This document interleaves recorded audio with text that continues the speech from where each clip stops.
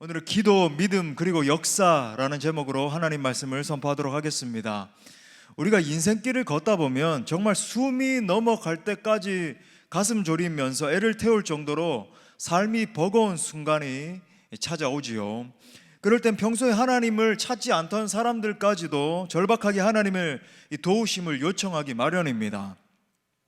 한동대의 김영길 총장님 여러분 잘 아시죠? 그 부인인 김영애 사모님에게도 그런 다급한 순간이 있었습니다. 그녀가 쓴 책 구름기둥, 여러분 읽어보신 분들 많을 텐데 거기서 이 간증을 하고 있는데 2000년 가을에 이제 김영길 총장을 음해하던 세력에 의해서 이 김영길 총장이 징역 4년을 구형받고 불구속 기소되는 그런 사건이 일어나게 됐어요.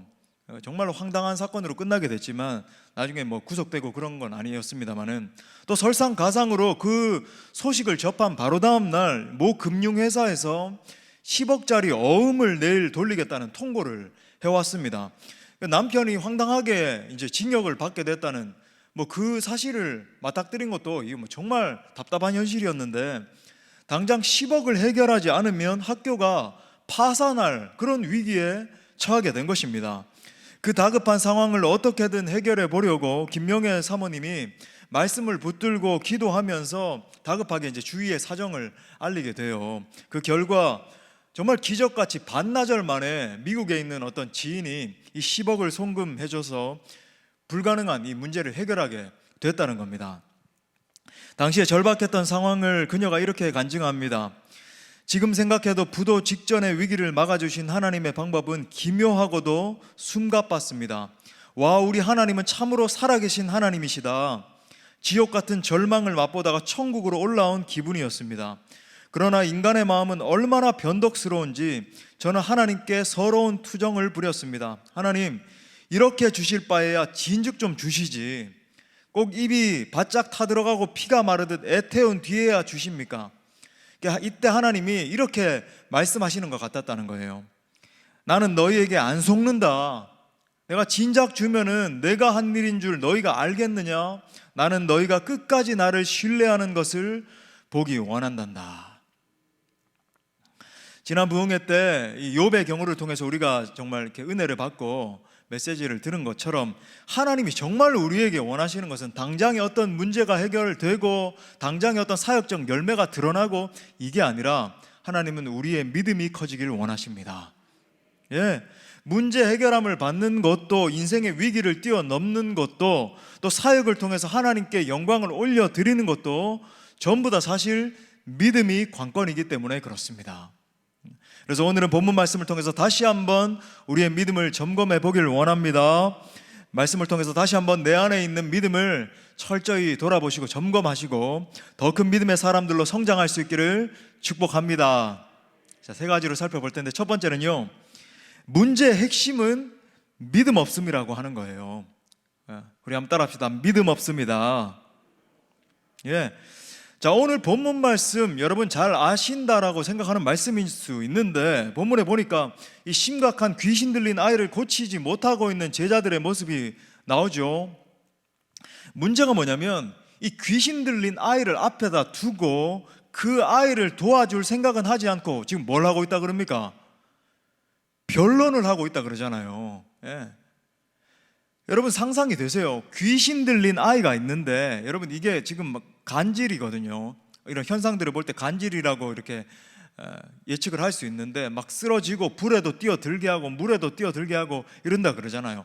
굉장히 심각한 귀신 들린 아이를 앞에 두고 변론을 하고 있다고요. 14절에 보니까 이에 그들이 제자들에게 와서 보니 큰 무리가 그들을 둘러싸고 서기관들이 그들과 더불어 변론하고 있더라.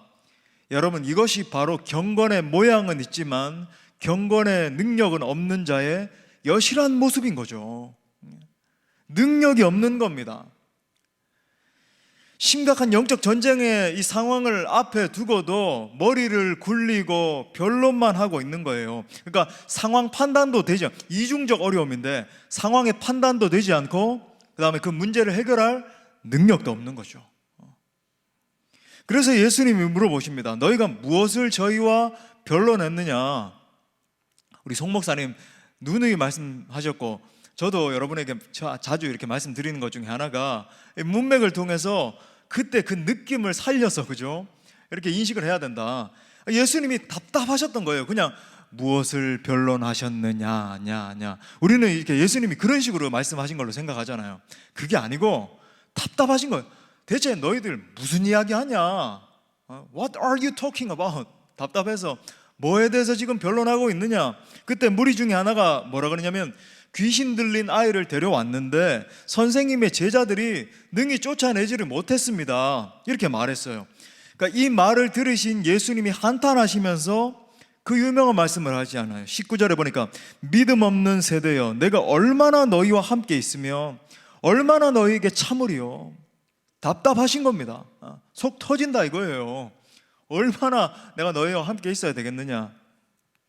여러분, 우리가 성경을 보면 예수님이 종종 이렇게 나무라시는 그런 장면들이 있는데, 예수님이 뭔가 죄를 지었다든지 뭔가 막 허물이 많기 때문에 나무라신 적이 거의 없다는 것을 우리가 보게 됩니다. 심지어 당시에 가장 천시받던 창기들이나 세리 같은, 여러분 세리는요 사실 창녀도 마찬가지지만 유대인들의 관점에서 볼 때는 이건 거의 쓰레기거든요. 제가 말씀드렸잖아요, 일전에 한번. 그런데 여러분, 예수님은 제자들이 이 믿음 없는 모습을 보일 때 지금 책망하고 계시다는 거예요. 왜 그러셨는가? 우리 한번 따라합시다. 믿음이 없이는 아무것도 할 수 없기 때문입니다. 네, 아무것도 할 수 없어요. 본문에 보니까 또 다른 문제가 있는데, 이 본문 이 아이의 아버지의 문제였습니다. 물론 이제 아이의 아버지가 첫 번째로 이제 예수님에게 자신의 아들의 이 문제를 가지고 왔다, 이 아이를 데리고 왔다라고 하는 것은 뭐 긍정적으로 볼 수도 있는 점이에요. 그런데 그에게는 결정적으로 주님을 향한 믿음이 없었습니다. 자, 22절 말씀에 보니까 이렇게 말해요. 귀신이 그를 죽이려고 불과 물에 자주 던졌나이다. 자, 그러면서 읽어봅시다. 다 같이 시작. 그러나 무엇을 하실 수 있거든 우리를 불쌍히 여기사 도와주옵소서. 자, 지금 아이의 아버지가 뭐라고 말합니까? 무엇을 하실 수 있거든. 이걸 영어로 말하면 if you can 이거예요. if you can. 여러분, 이 말은 당신이 하실 수 있으면 예수님에 대한 불신의 말이에요. 그래서 지금 예수님은 그의 아버지에게서 확신 없는 자의 모습을 보고 계시는 겁니다. 여러분, 놀라운 것은 우리가 하나님께 나아갈 때도 이런 태도로, 이런 언어로, 이런 생각으로 나아갈 때가 얼마나 많은지 모르겠습니다. 물론 뭐 대놓고 제가 뭐 예수님 당신이 하실 수 있거든 이렇게는 말하지 않을 수도 있어요. 하지만 여러분, 많은 분들이 하나님 앞에 나가면서도 하나님이 하실 수 있으시면 제 문제 한번 해결해 보시죠. 하나님 하실 수 있으면 제 대학 문제 책임져 주시죠. 하나님 하실 수 있으면 제 직장 문제, 사업 문제, 내 자녀의 그 문제 해결해 주시죠. 이런 식으로 생각하고 반응할 때가 얼마나 많은지 모르겠어요. 여러분, 우리가 던지는 그런 질문들 있죠. 하나님 앞에 의구심을 가지고 있는 그런 것들, 상당수가 if you can, 당신이 하실 수 있으시면, 여기에 걸려 넘어질 때가 얼마나 많은지 모릅니다. 그러다 몇 번 기도해보고 안 되면은 정말 하나님 살아계신 거 맞아? 아니면 하나님에 대해서 하나님이 이 정도 문제를 해결하실 수 있는 분은 아니구나. 성경에는 뭐 죽은 자도 살리고 막 병든 자 일으키고, 그죠? 막 바람과 파도를 향해서 명령했을 때 막 그렇게 잠잠케 되고 하지만, 내 요 문제는 해결하실 수 없는 분인가 봐, 이런 식으로 결론을 맺고 그냥 지나가는 거예요. 그러다 보니까 여러분 어떻게 됩니까? 신앙생활을 2년, 5년, 10년, 20년을 해도 신앙에 진보가 없는 거죠. 예수 그리스도를 아는 지식에 다다르지 못하는 겁니다. 뭔가 예전에 내가 5년 전, 10년 전보다 더 강한 믿음, 더 주님을 향한 신뢰 쌓이질 않는 거예요. 사랑하는 형제 자매 여러분, 우리가 신앙생활할 때 반드시 경계해야 되는 점이 있습니다. 목사님은 항상 반드시 주의해야 되고 반드시 경계해야 되는 점에 대해서 굉장히 많이 말씀하시네요. 예, 맞아요. 반드시 주의하셔야 됩니다. 정말 그게 뭐냐면 믿음 없는 상태를 그대로 방치하는 거예요. 저는 이것에 대해서 가르쳐주는 지도자가 없어서 몰랐습니다. 여러분, 이 믿음 없는 상태를 방치하는 것이 얼마나 큰 문제인가를 가르쳐 주는 사람이 없더라고요. 여러분, 많이 이런 메시지를 들어보셨습니까? 믿음 없는 상태를 그냥 방치하는 것이요. 저는 이거 굉장히 중요한 문제라고 생각을 여러분에게 지금 말씀드리고 있는 거죠. 그래서 여러분, 믿음 없는 상태를 그대로 그냥 방치하는 것, 보십시오.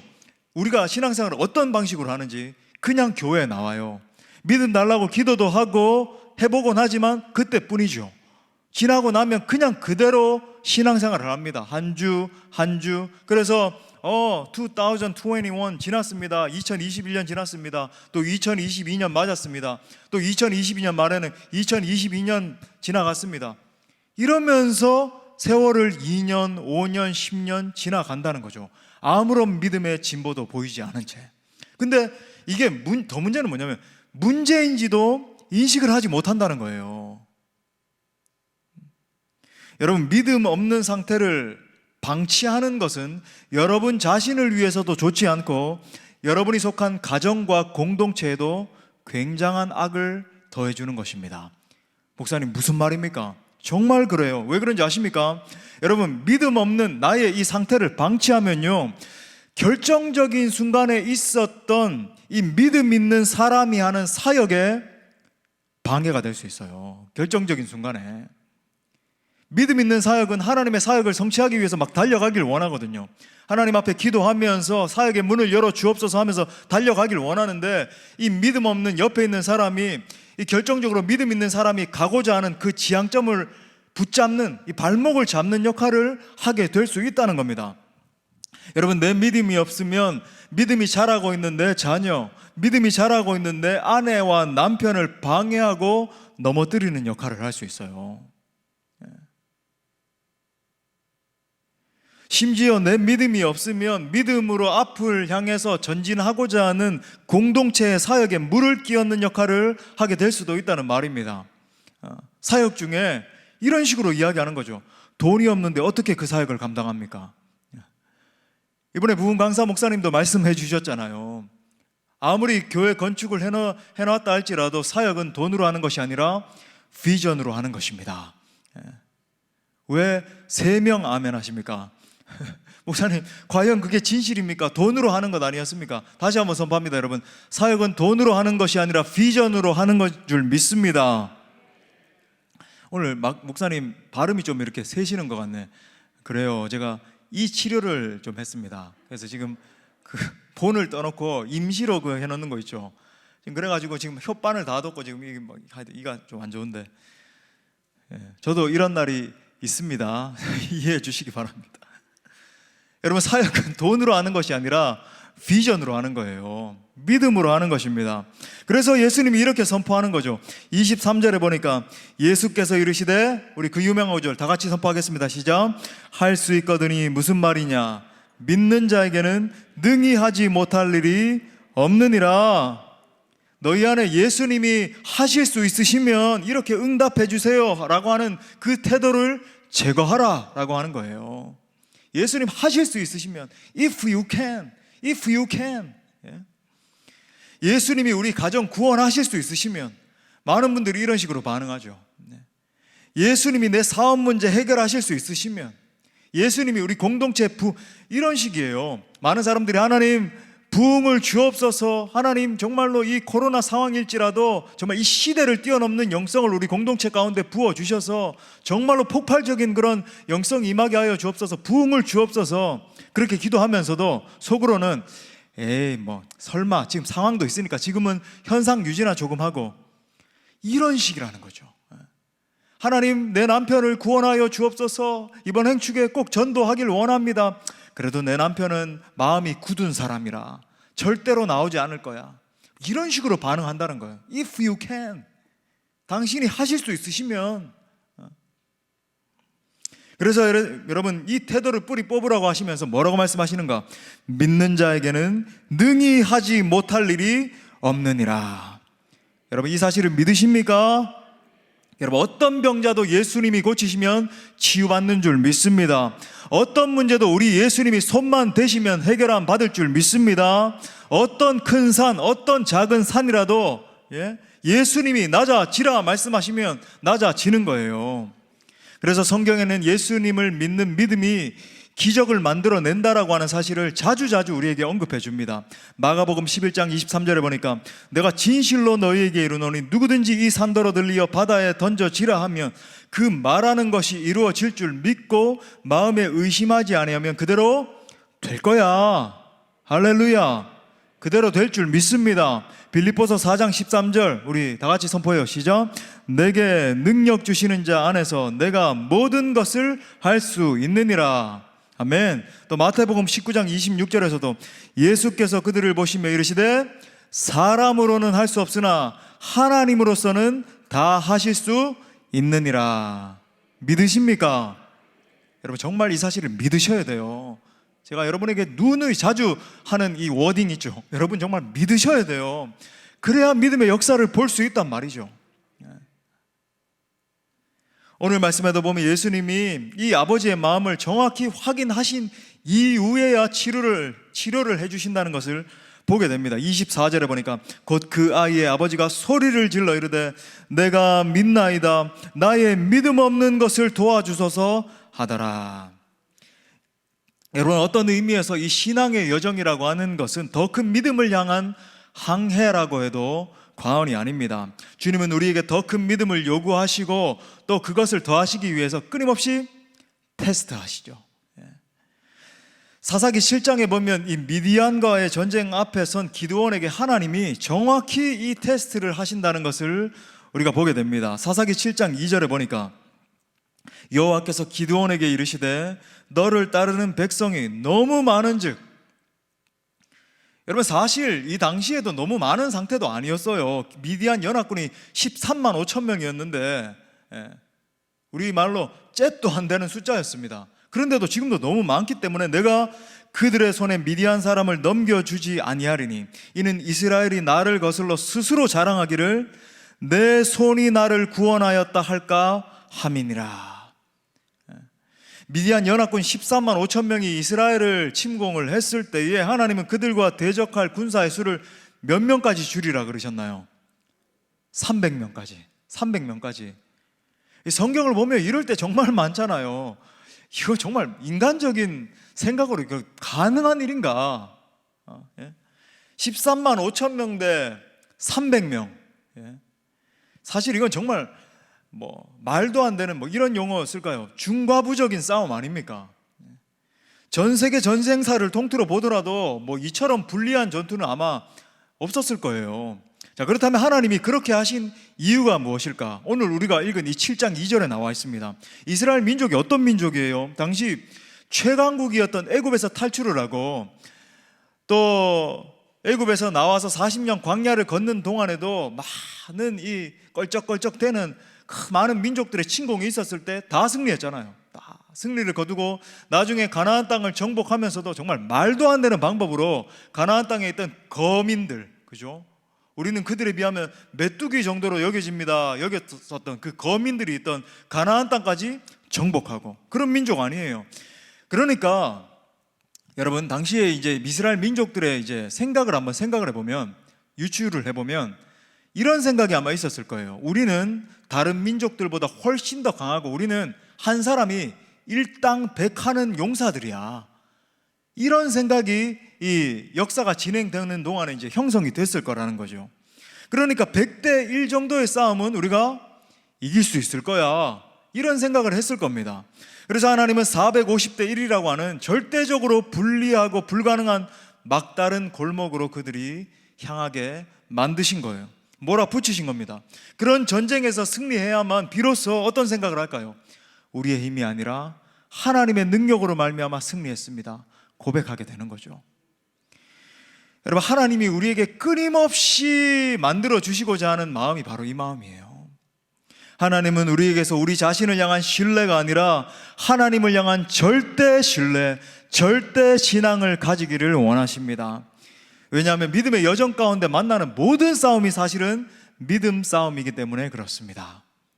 믿음 싸움이에요. 무슨 코로나를 만나든, 그죠? 무슨 어떤 어려움을 만나든 전부 다 믿음 싸움이에요.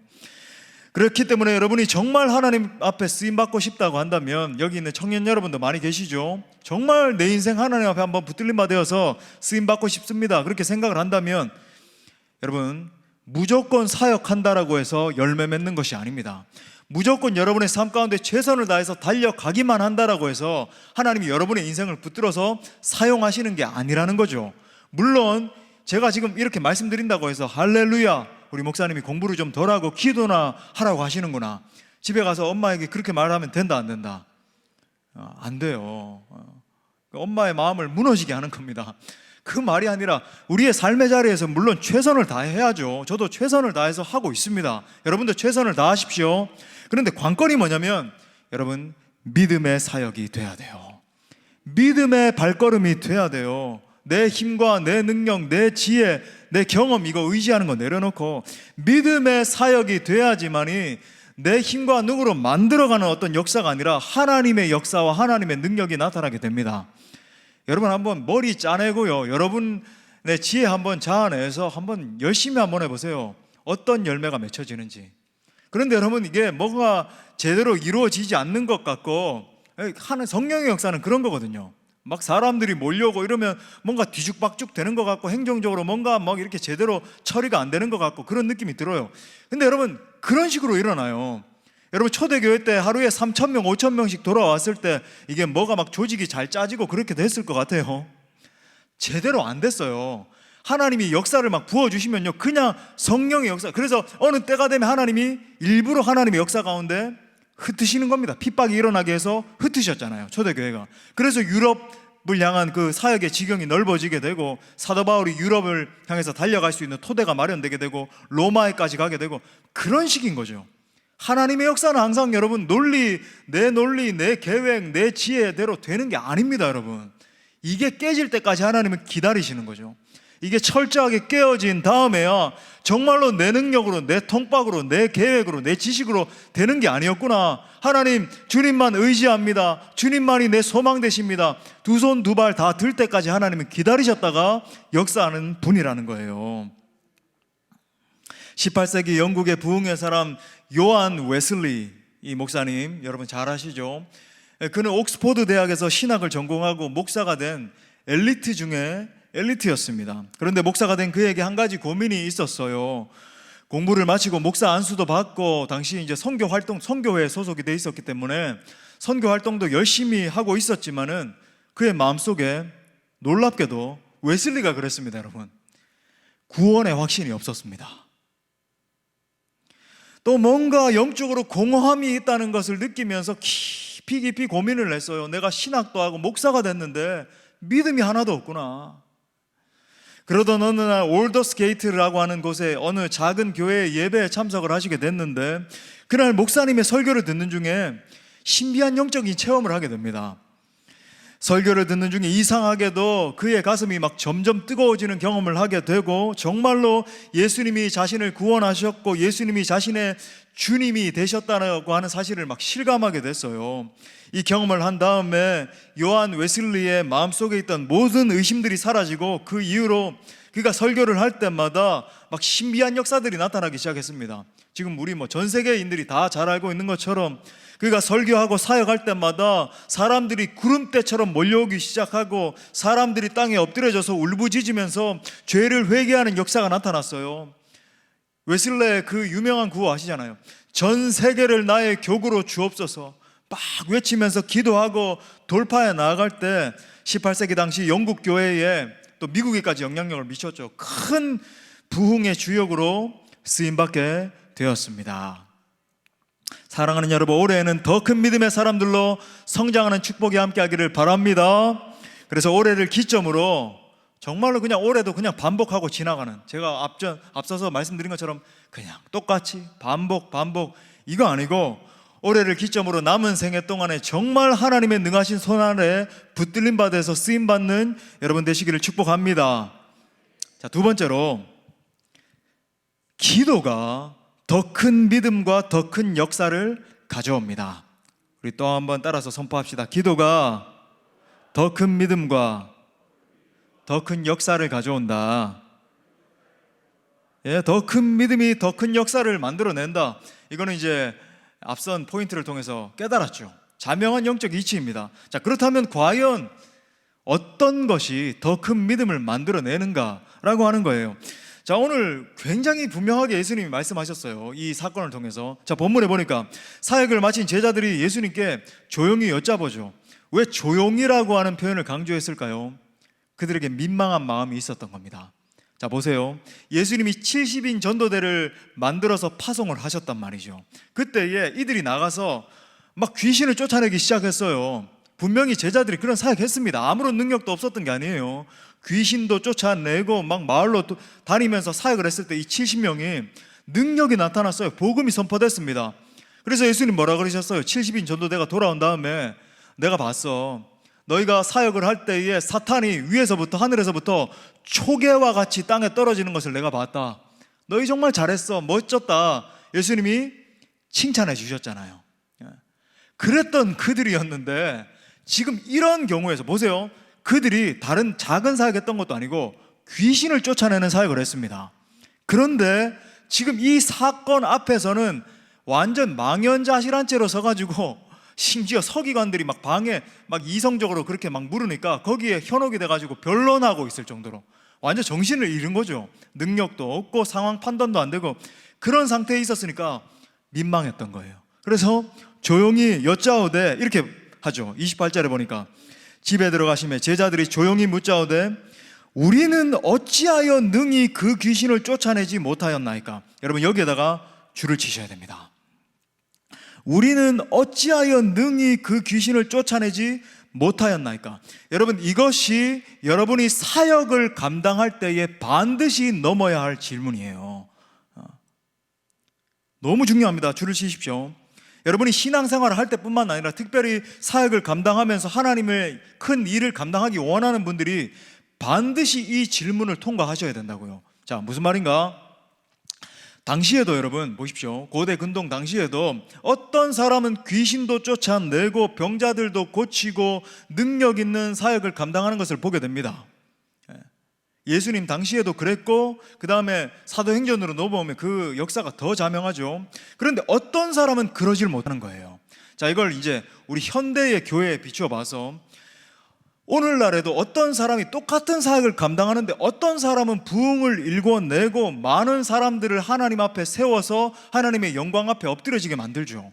그런데 어떤 사람은 별로 열매가 없는 사역을 반복하는 것처럼 보여지기도 해요. 왜 이런 차이가 나는 걸까?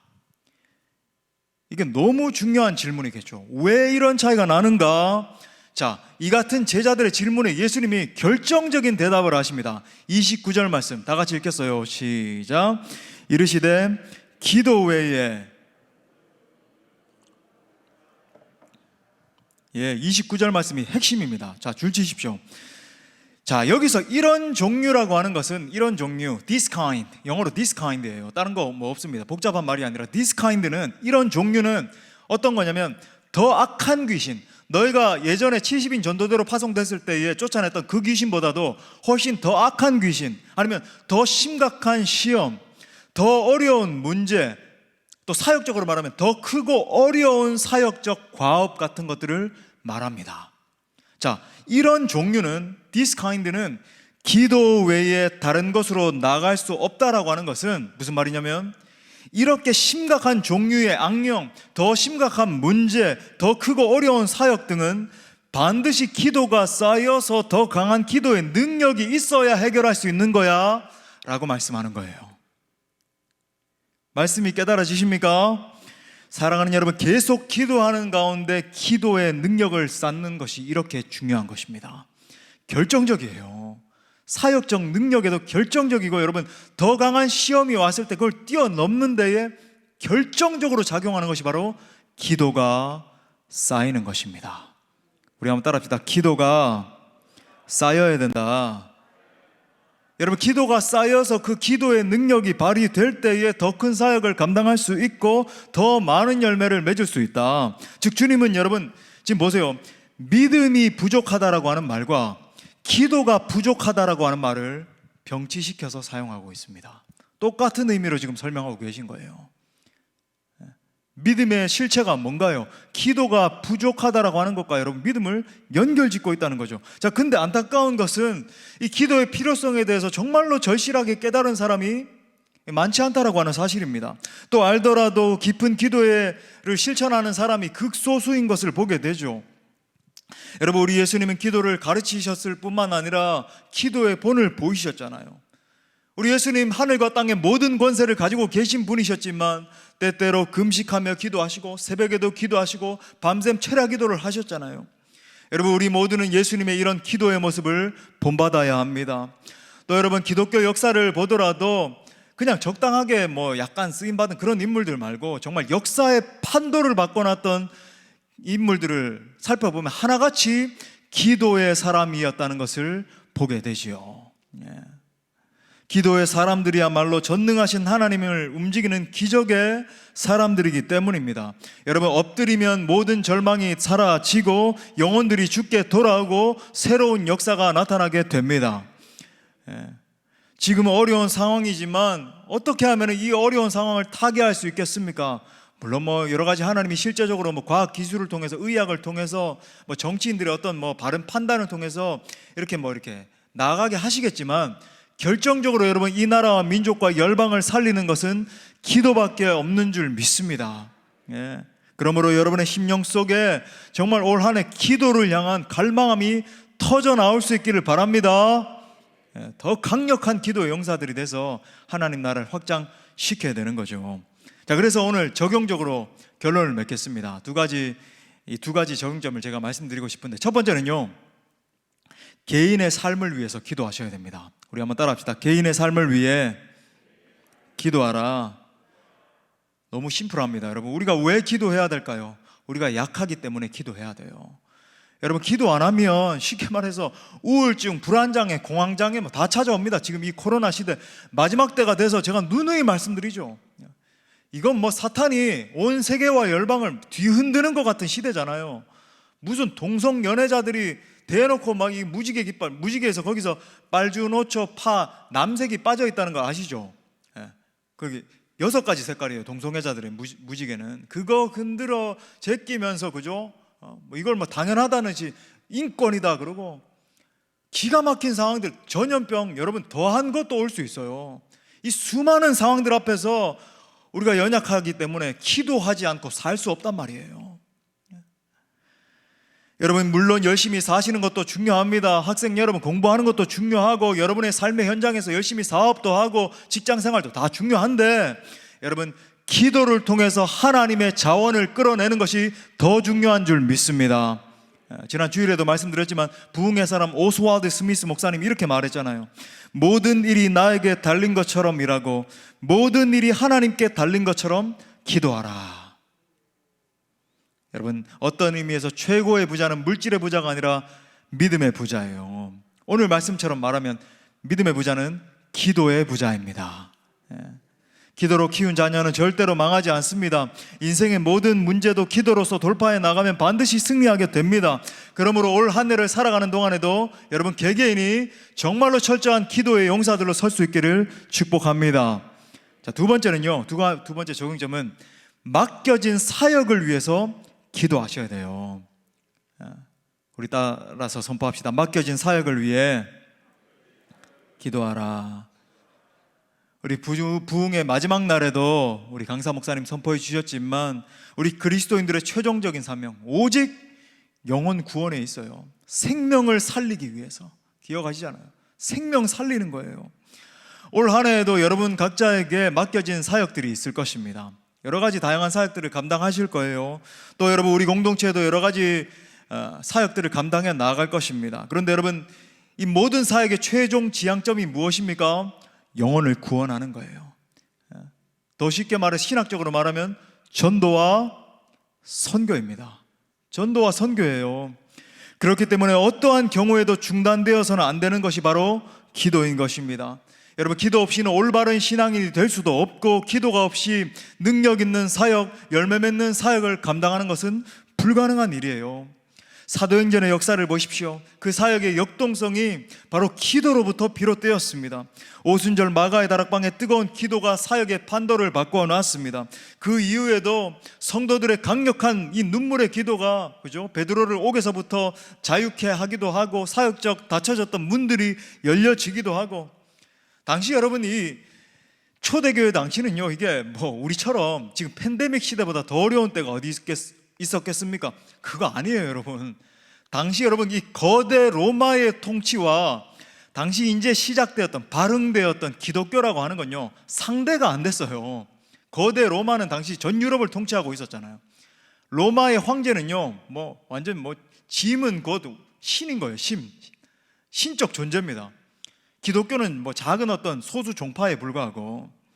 그런데 여러분, 네로와 도미티안 황제, 수많은 이 악한 왕들의 이 핍박, 로마에 가보면은 골로세움이 정말 눈물의 장소 아닙니까? 사자에게 찢기고 우리 그리스도인들이 화형 당하고, 본회퍼 목사님처럼 목이 달려서 교수형 당하고, 그래서 전부 다 죽음 당한 곳 아니에요. 이렇게 엄청난 어려움이 있었지만 온 성도들이 기도할 때 닫혔던 모든 문들이 열려진 줄 믿습니다. 골로새서 4장 3절 말씀 우리 마지막으로 선포하며 읽겠습니다. 시작. 또한 우리를 위하여 기도하되 하나님이 전도할 문을 우리에게 열어주사 그리스도의 비밀을 말하게 하시기를 구하라. 내가 이 일 때문에 매임을 당하였노라. 여러분, 올 한 해 우리 교회의 기도 가운데 더 강력한 성령의 기름 부음이 임해야 될 줄 믿습니다. 먼저는 우리 교회 정말 트레이드 마크와 같은, 영적 심장과 같은 금요 성령 집회에 더 강력한 성령의 부음이 있기를 바랍니다. 이건 누군가에게 자랑하기 위해서 그런 게 아니라 정말로 수많은 교회들이 뜨거운 기도를 이뤄가고 있는 이 마지막 때에 영적인 대안과 같은 공동체가 되길 원해요. 또한 여러분, 이뿐 아니라 주일에도, 수요일에도, 새벽 기도회에도, 가정교회 모임에도, 우리 청년들 소그룹에도, 그죠? 청소년부 모임에도, 아이들의 모임에도 여러분 합심해서 기도하면서 뜨겁게 기도하며 나갈 때 역사가 일어나는 거예요. 우리 원칙 뭐죠? 다시 한번 선포합니다. 우리 2사람 이상 모이면 무조건 우리 기도의 원칙 뭡니까? 묵상 기도예요, 통성 기도예요? 맞아요, 통성 기도예요. 통성으로 강력하게 기도하면서 영적 전쟁에서 승리해야 됩니다. 아무쪼록 우리가 마음을 합하여 기도하기 시작할 때 하나님이 더 큰 믿음을 부으셔서 올 한 해도 영적으로 승리하는 우리 모든 공동체 될 수 있기를 간절히 축복합니다. 우리 말씀을 주신 하나님께 영광의 박수 올려드립시다. 우리 뜨겁게 찬양하고 우리 기도하며 나아갑시다.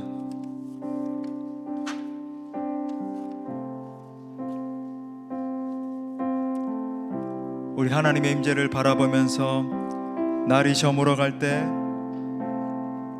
날이 저물어 갈 때, 빈들에서 걸을 때, 그때가 하나님의 때.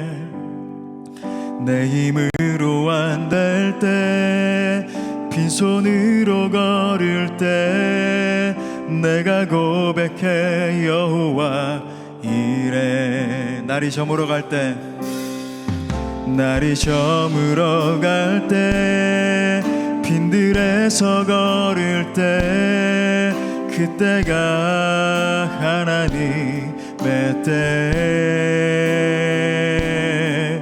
내 힘으로 안 될 때, 빈손으로 걸을 때, 내가 고백해 여호와 이래. 주가 일하십니다. 주가 일하시네. 주가 일하시네. 주께 아끼지 않는 자에게 주가 일하시네. 주가 일하시네. 신뢰하며 걷는 자에게. 우리 모인 이곳에, 우리 모인 이곳에 주님 함께 계시네. 누리네 아버지 은혜. 적은 떡과 물고기 적은 떡과 물고기 내 모든 걸 드릴 때 모두 고백해 여호와 이래. 주가 일하십니다. 주가 일하시네. 주가 일하시네.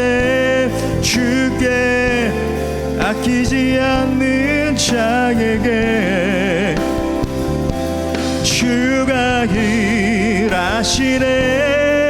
주가 일하시네.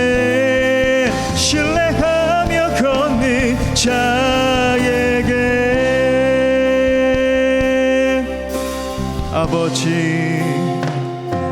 아버지 당신의 마음이 있는 곳에 나의 마음이 있기를 원해요. 아버지의 이름을 부릅시다. 아버지 당신의 눈물이 고인 곳에 나의 눈물이 고이길 원해요. 아버지 당신이 바라보는 영혼에게 나의 두 눈이 향하길 원해요. 아버지 당신이 울고 있는 어두운 땅에 나의 두 발이 향하길 원해요. 나의 마음이 아버지의 마음 알아. 내 모든 뜻 아버지의 뜻이 될 수 있기를. 나의 온몸이 아버지의 마음 알아. 내 모든 삶 당신의 삶. 우리 두 손 높이 들고 주님 앞에 나의 마음이 아버지의 마음 알아.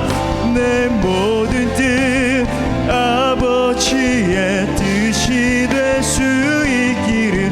나의 온몸이 아버지의 마음 알아. 내 모든 삶 당신의 삶 되기를.